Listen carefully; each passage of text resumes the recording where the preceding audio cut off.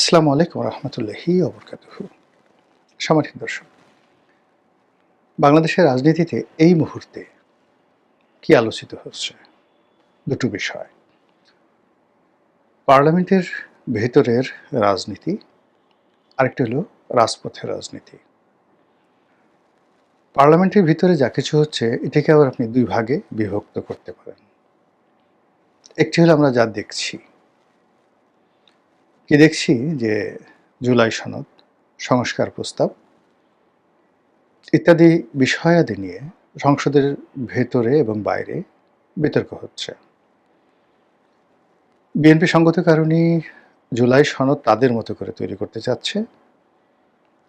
তারপর সংবিধান সংস্কার সহ অন্যান্য যে সকল সংস্কার প্রস্তাব মোটামুটি তারা অ্যাগ্রি করেছিল, তার কিছু কিছু অংশ যা কিনা তাদের জন্য ভালো হবে, সেই বিষয়গুলো তারা এই পার্লামেন্টে নতুন করে তারা আবার রচনা করবেন। কিন্তু আলী রিয়াজ কমিশন বা জামাত কমিশন বা ডক্টর মোহাম্মদ ইউনূস কমিশন, তারা ৮-৯ মাস ধরে সেই যমুনাতে উপর্যুপরি একের পর এক বৈঠক করে সংবিধান সংস্কারের নামে, জুলাই সনদের নামে যে সনদ তৈরি করেছেন, যে দলিল দস্তাবেজ তৈরি করেছেন, এবং সেখানে যে স্বাক্ষর নেয়ার পরে তারা প্রধানমন্ত্রী রাষ্ট্রপতি ক্ষমতার ভারসাম্য, উচ্চকক্ষ নিম্নকক্ষ, সংবিধানের কি কি থাকবে থাকবে না, ৭১ এবং ২৪ এবং ৪৭ একই সমান্তরালে কীভাবে আগাতে পারে, এই যে মাস্টার প্ল্যান এবং ব্লু প্রিন্টগুলো তাদের ছিল, ওটা এখন বিএনপি কোনো অবস্থাতেই মানতে পারছে না বা মানতে চাচ্ছে না। অন্যদিকে জামাত এবং জামাতে যারা লোকজন রয়েছে, তাদের বট বাহিনী রয়েছে, তারা মনের দুঃখে, রাগে, ক্ষোভে, ক্রোধে যা মুখে আসে তাই বলে যাচ্ছে। এটা গেল প্রকাশ্য। কিন্তু পর্দার আড়ালে সবাই যেটা বলার চেষ্টা করছে যে এই যে নির্বাচনটা হলো, এটি মূলত একটা সমঝোতার নির্বাচন।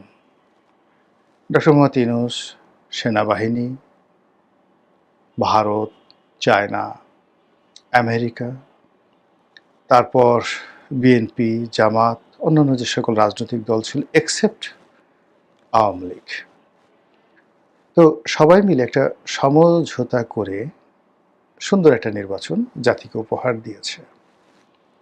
কিন্তু সমঝোতা যেভাবে হয়েছিল ফলাফল আসলে সেভাবে হয়নি। ফলে একমাত্র বিএনপি ছাড়া এই মুহূর্তে আর কোনো পক্ষই হ্যাপি না। কোনো পক্ষ, আমি শুধুমাত্র বললাম যে কেবলমাত্র বিএনপি ছাড়া আর কোনো পক্ষ রাষ্ট্রের এবং দেশের রাজনীতির কেউ হ্যাপি না। আবার অন্যদিকে বিএনপি ক্ষমতায় আসছে কিন্তু সে স্বস্তি পাচ্ছে না। নানা রকম ভয়, আতঙ্ক এ সকল তাকে তাড়া করছে। তার সঙ্গে সঙ্গে আবার কতগুলো দেশীয় এবং আন্তর্জাতিক সমস্যা, যেমন ইরান যুদ্ধ, সেই যুদ্ধের প্রেক্ষিতে বাংলাদেশে তেলের সমস্যা, তারপরে বাংলাদেশের অর্থনৈতিক সমস্যা, সব মিলিয়ে সরকারকে ভীষণ রকম ব্যস্ত রাখছে। এর মধ্যে সামনে বাজেট, জুন মাসে বাজেটের জন্য ব্যাপক প্রস্তুতি নিতে হচ্ছে।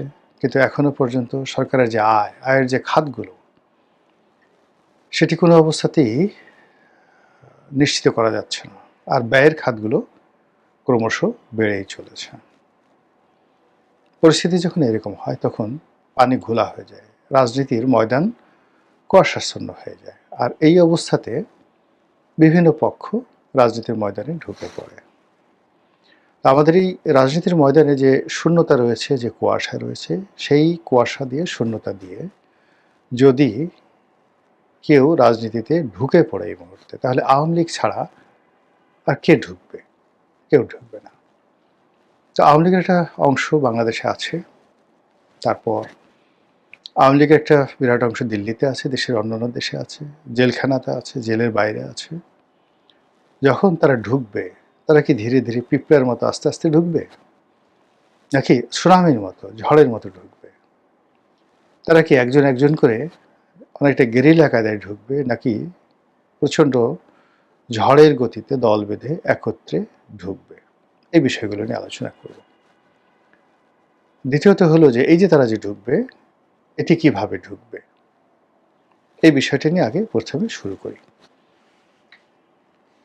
প্রথমত হলো যে আপনারা জানেন যে ভারত আমাদের দেশের রাজনীতিতে অতি গুরুত্বপূর্ণ একটি শক্তি বা নিয়ামক। আমরা যতই বিরোধিতা করি, সেক্ষেত্রে বিএনপি বলেন, জামাত বলেন, অন্যান্য রাজনৈতিক দল বলেন, গোপনে প্রকাশ্যে তারা কিন্তু ভারতের বন্ধুত্ব বা সহানুভূতি কামনা করে আসছে।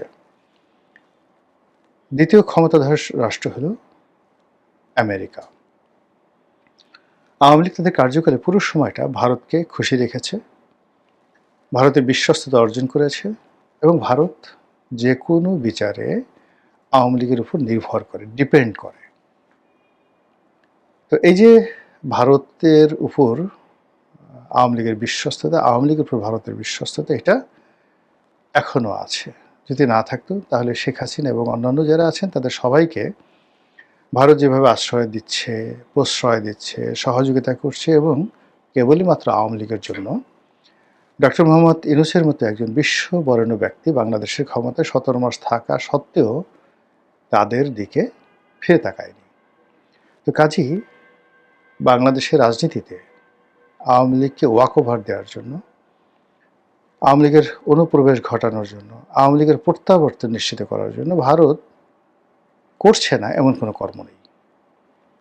তারা যত রকম পলিসি লেভেল আছে, যত রকম চাপ আছে, তাপ আছে এবং তাদের যত সফট পাওয়ার আছে, এটা তারা করছে। এবং ইরানের এবং আমেরিকার যদি যুদ্ধটা না হতো, এতদিন মানে ভারতের চাপে আমরা দিশাহারা হয়ে পড়তাম। এই যুদ্ধের ফলে সারা পৃথিবী এখন ইয়ানফসি করছে। ভারত নিজেরাই তাদের সমস্যা নিয়ে ভীষণ রকম চিন্তিত, বিব্রত। কাজে এই যুদ্ধের কারণে তারা বাংলাদেশের বিষয়ে, শেখ হাসিনার বিষয়ে, আওয়ামী লীগের বিষয়ে তারা স্থিরভাবে সিদ্ধান্ত নিতে পারছে না। কিন্তু তারপরেও কিন্তু তাদের কূটনীতি থেমে নেই। পরিস্থিতি যখন স্বাভাবিক হবে, ভারত এখানে যা কিছু করার আওয়ামী লীগকে ফিরিয়ে আনার চেষ্টা করবে। বিকল্পভাবে তারা বিএনপির সঙ্গে সম্পর্কটা রক্ষা করবে কেবলমাত্র আওয়ামী লীগকে ফিরিয়ে আনার জন্য। এবং এর জন্য বিএনপির মাথায় হাত দেওয়া দরকার, পিঠে হাত দেওয়া দরকার, বিএনপিকে যে কোনো সুযোগ সুবিধা দেওয়া দরকার, তা সেটা করবে। এবং তারা জানে যে আওয়ামী লীগ যদি কোনো মতে রাজপথে নামতে পারে, বাংলাদেশে একবার যাকে বলা হয় প্রবেশ করতে পারে এবং শেখ হাসিনা যদি বাংলাদেশে এসে জেলখানাতেও যায়, তবুও আওয়ামী লীগের যে শক্তি, এই শক্তি হবে দুর্নিবার, এই শক্তি হবে অজেয়, এই শক্তি হবে নিয়ন্ত্রণহীন। একাগারের সময় শেখ হাসিনা, খালেদা জিয়া দুজনেই জেলখানাতে ছিলেন। আবার এখন যদি শেখ হাসিনা জেলখানাতে থাকেন, ওই জেলখানাটি একটা তীর্থকেন্দ্রে পরিণত হবে, যেখানে তাকে রাখা হবে তার চারিপাশে হাজার হাজার নেতাকর্মী আলু, পটল, বেগুন নিয়ে ঠিক সেই 111-এর মতো তারা বসে থাকবে। এটি সরকারের জন্য একটা বিরাট অস্বস্তিকর পরিস্থিতি হবে এবং এর মধ্যে যত ঘটনা ঘটবে সেটিকে আওয়ামী লীগ ক্যাশ করার চেষ্টা করবে। এবং এই সুযোগটাই আসলে ভারত দিতে চাচ্ছে আওয়ামী লীগকে এবং আওয়ামী লীগ সেইভাবেই নিজেদেরকে তারা প্রস্তুত করছে। তাদের অর্থ আছে, টাকা আছে, কানেক্টিভিটি আছে, সরকারের বিভিন্ন জায়গাতে তাদের লোকজন আছে এবং একই সঙ্গে আন্তর্জাতিক কানেক্টিভিটি আছে। তো সেইগুলো যখন একত্রে কাজ করবে, তখন আওয়ামী লীগের যে ফিরে আসার গতি, এটি হবে অনেকটা সুনামির মতো, মরুঝড় সাইমুমের মতো। দ্বিতীয় বিষয় হলো যে শহীদ প্রেসিডেন্ট জিয়াউর রহমান যেভাবে তার প্রয়োজনে আওয়ামী লীগকে এনেছিলেন, তার প্রয়োজনে শেখ হাসিনাকে এনেছিলেন, তার প্রয়োজনে আওয়ামী লীগকে রিভাইভ করেছিলেন, তার প্রয়োজনে আওয়ামী লীগের বিভিন্ন গ্রুপকে একত্রে বসানোর চেষ্টা করেছিলেন এবং তৎকালীন ডিজিএফআই দ্বারা আওয়ামী লীগের সব নেতাকর্মীদেরকে তিনি অর্থনৈতিকভাবে সাহায্য সহযোগিতা করার চেষ্টা করেছিলেন। এটা রাজনীতির জন্য দরকার ছিল। ঠিক একই অবস্থা যদি তার পুত্রের ক্ষেত্রে ঘটে, দেশের সার্বিক পরিবেশ পরিস্থিতি যদি এমন হয়ে যায় যখন তার একজন শক্তিশালী প্রতিদ্বন্দ্বী লাগবে বা রাজনৈতিক প্রতিপক্ষ লাগবে, সেক্ষেত্রে আওয়ামী লীগের বিকল্প নেই। তাহলে সরকারের প্রণোদনায় আওয়ামী লীগ ফিরে আসতে পারে এবং সেই ফিরে আসাটা হবে তাও ঝড়ের গতির মতো। সরকার বিরোধী যে পক্ষগুলো আছে, জামাত এবং অন্যান্য যে রাজনৈতিক দল, তারাও আওয়ামী লীগের দ্বারস্থ হতে পারে, অথবা আওয়ামী লীগ সরকারকে বিপর্যস্ত করার জন্য জামাতের সঙ্গে হাত মিলাতে পারে, এবং এটার সম্ভাবনা খুবই বেশি, খুবই বেশি। এখানে দুটো জিনিস দেখেন, সেটা হলো বিএনপির একটা ব্রুট মেজরিটি আছে, জনপ্রিয়তা আছে, কিন্তু ভারতের সাথে সম্পর্ক, পাকিস্তানের সম্পর্ক, আমেরিকার সাথে সম্পর্ক, এই সম্পর্কের ক্ষেত্রে বিএনপির সাথে জামাত এগিয়ে আছে। অর্থাৎ পাকিস্তানের সাথে সম্পর্ক, তুরস্কের সাথে সম্পর্ক, মুসলিম বিশ্বের সাথে সম্পর্ক, আমেরিকার সাথে সম্পর্ক, আপনি জামাতকে যদি 100 নম্বর দেন, বিএনপিকে 10 নম্বর দিতে হবে। আবার এই রাষ্ট্রগুলোর প্রায় সকলের সঙ্গে আওয়ামী লীগের সম্পর্ক আছে, চীনের সাথে আছে, পাকিস্তানের সাথে আছে, তুরস্কের সাথে আছে, আমেরিকার সাথে আছে, আর অতিরিক্ত ইন অ্যাডভান্স আছে ভারতের সাথে। তো ভারতের যে মনোভাব, জামাতের ব্যাপারে যে মনোভাব ভারতের রয়েছে, যদি আওয়ামী লীগ ছাড় দেয় বা আওয়ামী লীগ সুপারিশ করে, তাহলে জামাতের সাথে দিল্লির একটা সম্পর্ক গড়ে উঠতে পারে, এবং সেটা হলে বিএনপি দুই চোখে অন্ধকার দেখবে।